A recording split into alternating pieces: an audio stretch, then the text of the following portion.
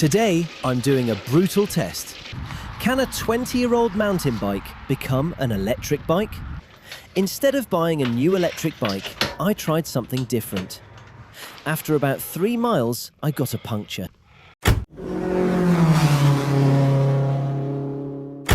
Hey everyone, welcome back to my channel. In this video, I'm testing an interesting alternative to a traditional electric bike. This is an e-bike conversion kit that can turn a normal bicycle into an electric one. Today, I'm going to do a brutal range and durability test. The route is about 10 kilometers. The first 5 kilometers are mostly uphill, starting with a very steep climb, about 500 meters long with 56 meters of elevation. After that, the real fun begins. Mud, water, rocks, and narrow forest trails here in Scotland. And the temperature today is only about 6 degrees Celsius, so conditions are definitely not ideal. But before we start the ride, let me quickly show you the kit and how I installed it on my 20-year-old mountain bike. Let's begin.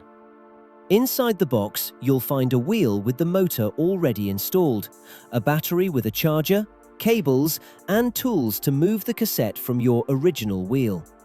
All the technical specifications are now on the screen. If you normally work on your own bike, installation should take around 30 minutes. For me, it took a little longer, but the whole process still took about 45 minutes.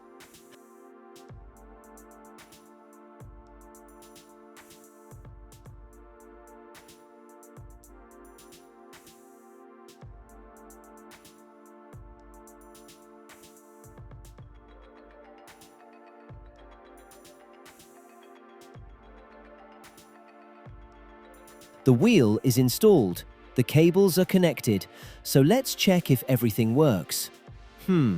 Nothing happens.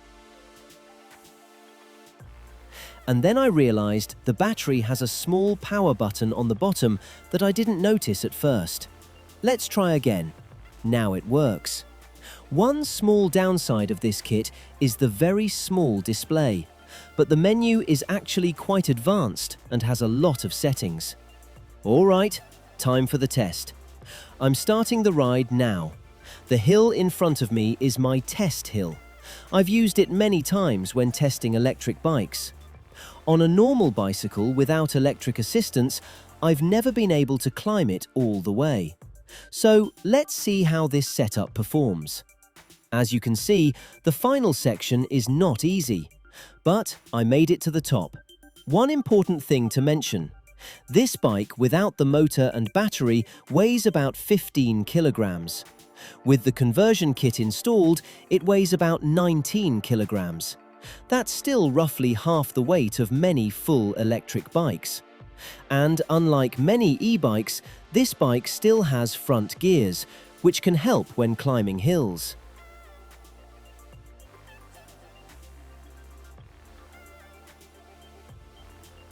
Now it's time for the real off-road section. One thing I noticed immediately is that this bike actually feels much easier to handle than a heavy electric bike. For most of the ride, I was using level 1 of electric assistance. At very low speeds, higher assistance levels don't really make a big difference, so level 1 is usually enough. On flat terrain, you can also ride without assistance. It's still just a normal bicycle.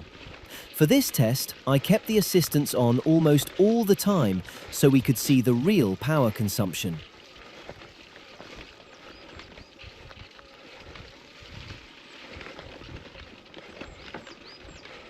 And this is what a real test looks like. After about 5 kilometers, I got a puncture. So the ride is over for today and I have to walk back home with the bike. It turns out riding off-road on 20-year-old tyres was probably not the best idea. So I ordered new tyres, tubes, and rim tape. Second test. The new tyres are installed, so we're starting the test again. Unfortunately, today, the conditions are even worse. The temperature is around 4 degrees Celsius and there's a very strong, cold wind. Let's go. The climb took a bit longer this time, but we're continuing the ride. Power consumption. During the first test, I rode about 5 kilometers, most of it uphill in difficult terrain. Here are the power consumption numbers. When recharging the 252 watt-hour battery, it took about 88 watt-hours of energy. That means the consumption was roughly 17 watt-hours per kilometer, which gives a theoretical range of around 14 to 15 kilometers in these off-road conditions. During the first 500 meters of a steep climb, I used assistance levels 2 to 5, mostly level 5. After that, I rode most of the route using level 1 assistance, which was more than enough at low speed in rough terrain.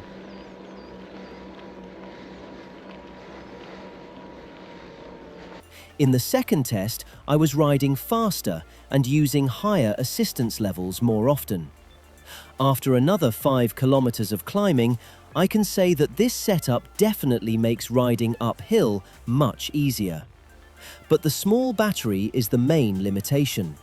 So the most important question is, who is this kit really for?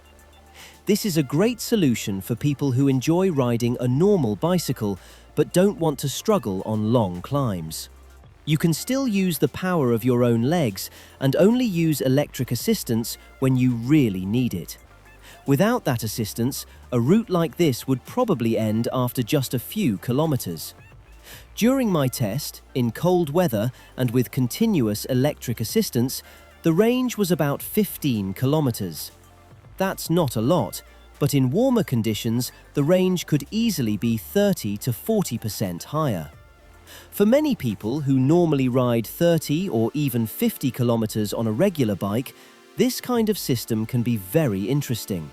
It's lightweight, it doesn't turn your bike into a heavy machine, and it can make longer rides much more enjoyable.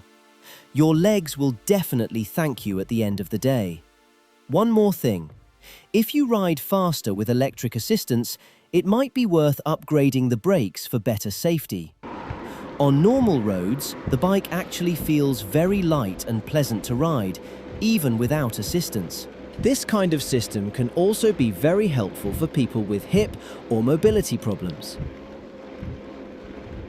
If riding your bike has become difficult or painful, a kit like this might help you enjoy cycling again on your favorite old bike.